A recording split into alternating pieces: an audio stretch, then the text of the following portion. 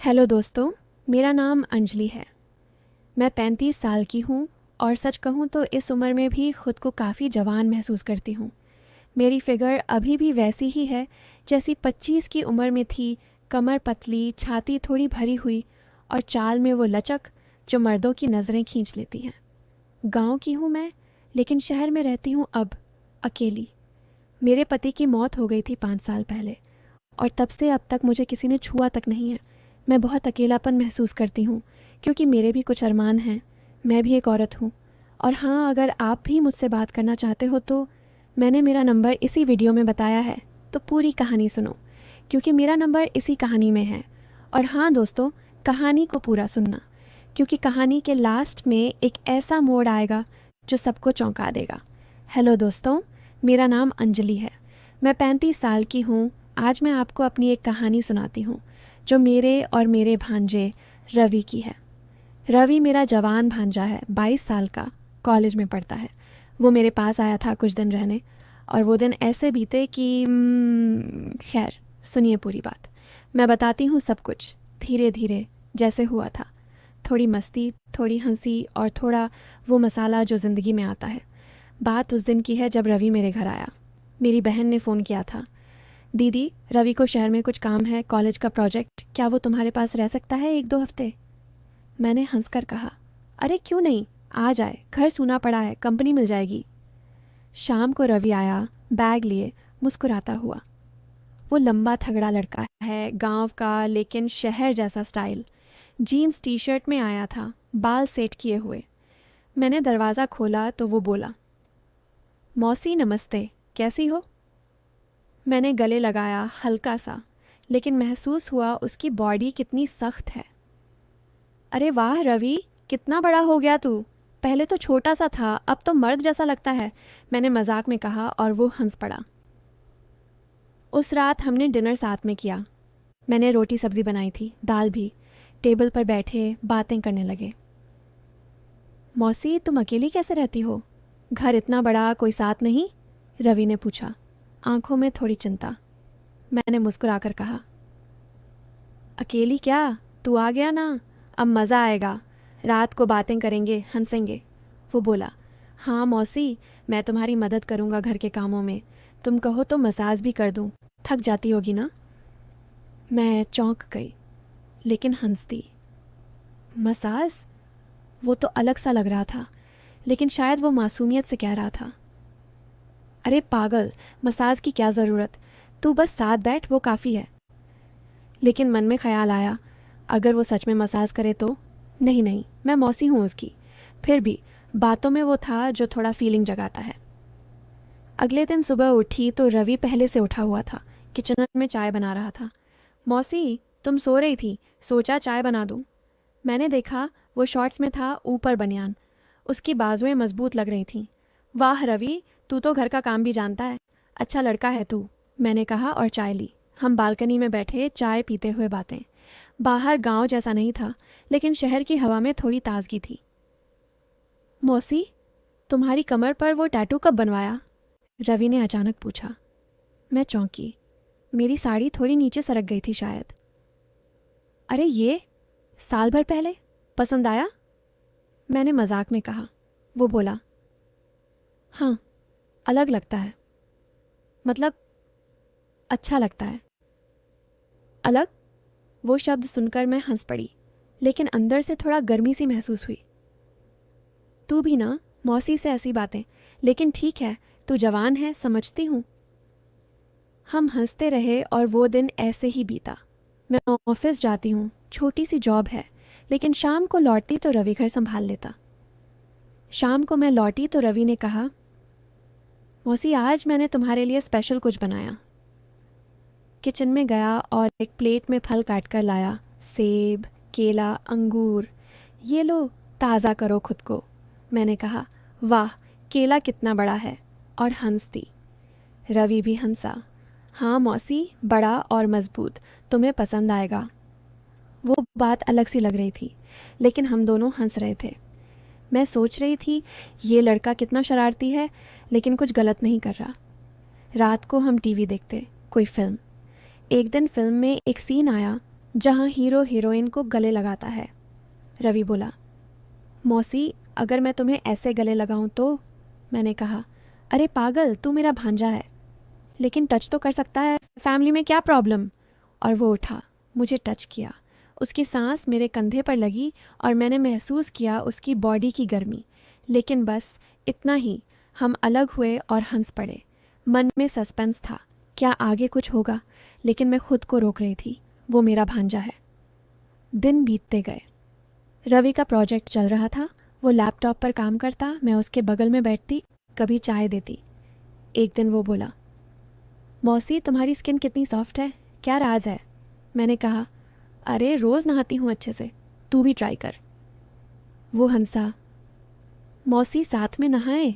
मैंने डांटा मजाक में, शैतान ऐसी बातें नहीं करते, लेकिन अगर मदद चाहिए तो बता। वो बातें ऐसी होती कि लगता कुछ होने वाला है, लेकिन कभी कुछ नहीं होता।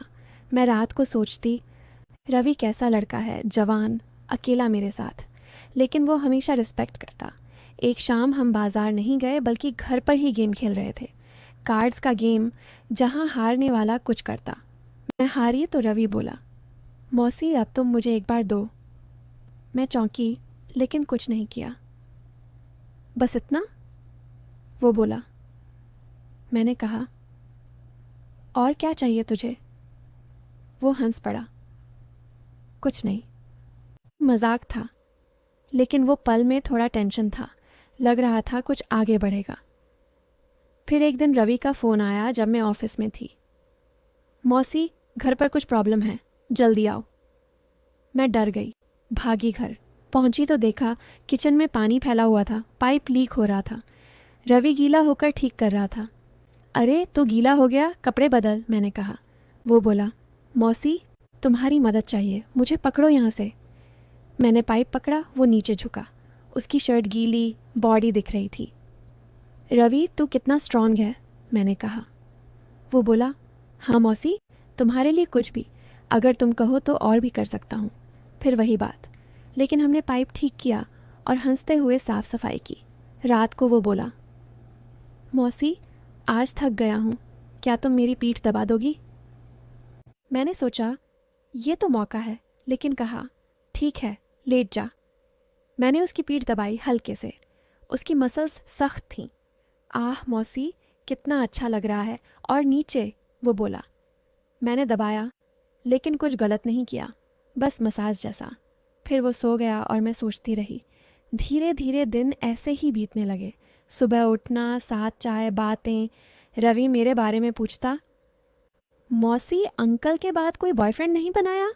मैं हंसती, अरे नहीं, तू है ना मेरा बॉयफ्रेंड। वो बोला, सच मौसी? तो मैं तुम्हारा ख्याल रखूंगा, रात को साथ सोएं? मैंने डांटा, पागल, अलग अलग रूम, लेकिन सपने में आ सकता है। वो हंस पड़ा। ऐसे मजाक चलते। एक दिन हम घर की सफाई कर रहे थे, अलमारी साफ करते हुए पुरानी फ़ोटोज़ निकली, मेरी शादी की फ़ोटो। रवि बोला, मौसी तुम कितनी जवान लग रही हो यहाँ, मतलब खूबसूरत।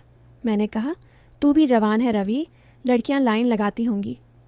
वो बोला, नहीं मौसी, मुझे तुम जैसी चाहिए। वो बात सुनकर मैं रुक गई, क्या मतलब? लेकिन वो मैक में बोला, मतलब केयरिंग। लेकिन सस्पेंस बढ़ रहा था। रात को मैंने सोचा, क्या रवि मुझे पसंद करता है उस तरीके से? लेकिन नहीं, वो भांजा है। फिर एक शाम रवि ने कहा, मौसी आज मैं तुम्हें सरप्राइज़ दूंगा। वो बाहर गया और वापस आया एक गिफ्ट के साथ। खोला तो एक साड़ी थी, रेड कलर की, थोड़ी ट्रांसपेरेंट। ये पहनो मौसी, देखूं कैसी लगती हो।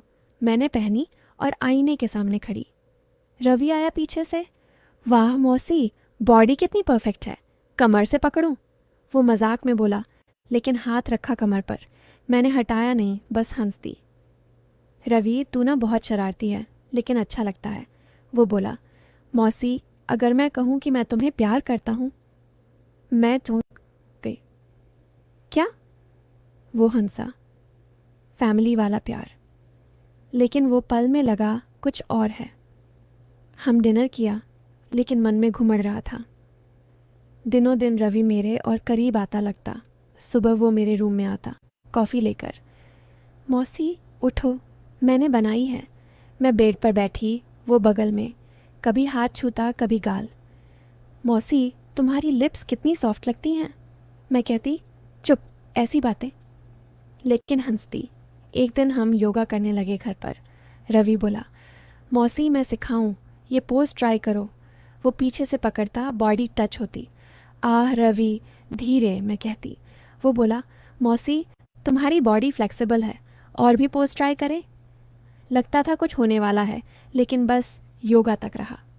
रात को वो कहानी सुनाता, गांव की, लेकिन कहानियों में थोड़ा मसाला डालता। जैसे एक लड़की थी जवान और उसका पड़ोसी। मैं रोकती, बस रवि सो जा। फिर एक दिन रवि का प्रोजेक्ट ख़त्म होने वाला था।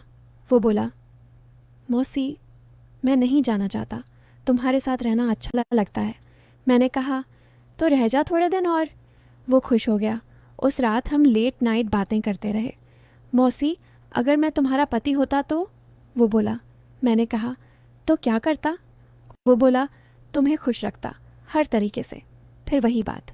मैंने कहा, रवि तू मेरा भांजा है, ऐसे मत सोच। लेकिन वो बोला, मौसी सोचना तो पड़ता है, तुम अकेली हो, मैं जवान। मन में सस्पेंस चरम पर था, क्या होगा, लेकिन वो बस गले लगा और सो गया। अब कहानी थोड़ी आगे बढ़ती है। रवि रह गया और हमारा रूटीन जारी, लेकिन अब बातें गहरी होने लगीं। एक शाम हम बालकनी में बैठे चांद देखते। रवि बोला, मौसी तुम्हारी आंखें कितनी सुंदर हैं, उनमें डूब जाने का मन करता है। मैंने कहा, तू भी ना रोमांटिक है, लेकिन मौसी से? वो बोला, क्यों नहीं, प्यार तो प्यार है। मैं रुक गई। रवि क्या तू सच में? वो हंसा। नहीं मौसी, मजाक, लेकिन अगर होता तो? हम हंस पड़े, लेकिन अंदर से कुछ उथल पुथल थी। अगले दिन रवि ने कहा, मौसी आज मैं तुम्हें मालिश करूं, तुम थक जाती हो। मैंने मना नहीं किया। वो मेरे कंधे दबाने लगा। आह रवि, अच्छा लग रहा है, नीचे भी। वो कमर तक गया, बॉडी गर्म हो रही थी। मौसी तुम्हारी स्किन सिल्क जैसी है। मैंने कहा, बस रवि, हो गया, लेकिन लग रहा था बस थोड़ा और तो कुछ हो जाएगा। फिर एक टर्न आया। रवि का फ़ोन आया उसकी माँ से। रवि घर आ जा, तेरी शादी की बात चल रही है। रवि उदास हो गया। मौसी मैं नहीं करना चाहता शादी। मैंने पूछा, क्यों? वो बोला, क्योंकि मुझे कोई और पसंद है। मैं चौंक गई। कौन? वो चुप रहा। रात को वो बोला, मौसी वो तुम हो।